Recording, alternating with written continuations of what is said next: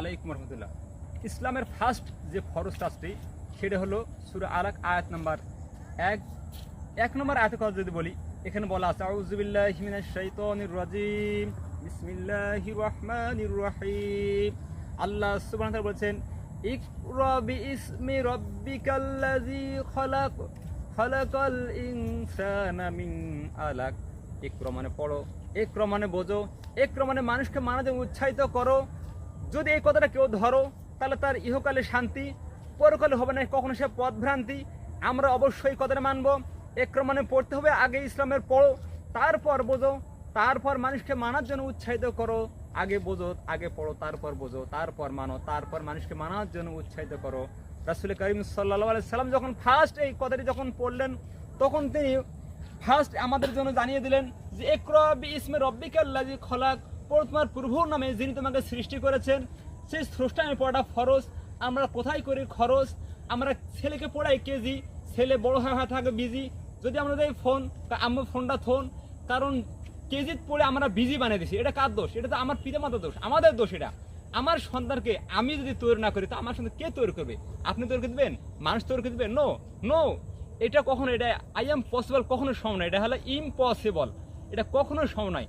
এই জন্য আমরা সবসময়ের জন্য নিজের সন্তানকে তৈরি করে যাব।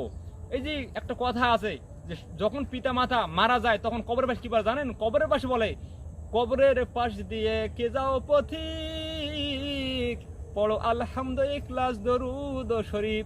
আপনার সন্তান কি বলে জানেন? তখন আজও জেগে থাকি প্রিয়ার আশায়, একটা গান আছে না, সেই গানটা বলবে যে আজও জেগে আছি প্রিয়ার আশায়। প্রিয়ার আশায় সে জাগে থাকবে, আপনার আশায় কোন থাকবে না।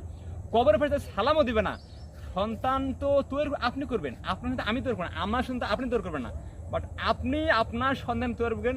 সো সেই সন্তান আপনাদের দোয়া করবে। আমার পিতা মাতা যদি আমাকে তৈরি না করতো তা আমি কখনো বলতে পারতাম না। আমাদের ফার্স্ট যে ফরজ সেটাতে আমরা করবো অন্য জায়গায় খরচ। এই জন্য আমাদের খরচ করতে হবে সেই জায়গায়, যেই জায়গায় খরচ করলে আমাদের পরকালে শান্তি, ইহকালে হবে না কখনো পথভ্রান্তি। এই জন্য পথভ্রান্তি না হওয়ার কারণে আমরা সবসময়ের জন্য দুনিয়ার বিষয়ে অ্যাভয়েড করে চলবো। ইসলাম কখনো বলে না যে আপনি ইঞ্জিনিয়ার হন না, ইসলাম কখনো বলে না যে আপনি দুনিয়াবিহীন থাকেন না। দুনিয়াতে অবশ্যই কাজ করতে হবে, কারণ রাসূল করিম সাল্লাল্লাহু আলাইহি সাল্লাম বলেছেন যে আর দুনিয়া মাজরাতুল আখিরা, আখিরাতের শস্যক্ষেত্র হলো এই দুনিয়া। কিন্তু আমরা কথা দেখি শুধু শুনিয়া, এই শুনিয়া যাওয়ার ফলে আমরা যাচ্ছি দিনগুলো গনিয়া যাওয়ার আগে, শুনিয়া যাওয়ার আগে মানিয়া আমাদের যাতে হয় মানিয়া। অবশ্যই আমাদের এই বিষয়গুলি অ্যাভয়েড করে চললে হবে না। কারণ আমি মারা গেলে আপনারা একটা জিনিস লক্ষ্য করে দেখবেন যে আমার দাদা মারা গেছে, আমার দাদা বাবা মারা গেছে, তার কি করেছে? কিচ্ছু করে নাই। আমার পিতা মারা গেছে, আমার দাদা মারা, আমরা তাদের জন্য কি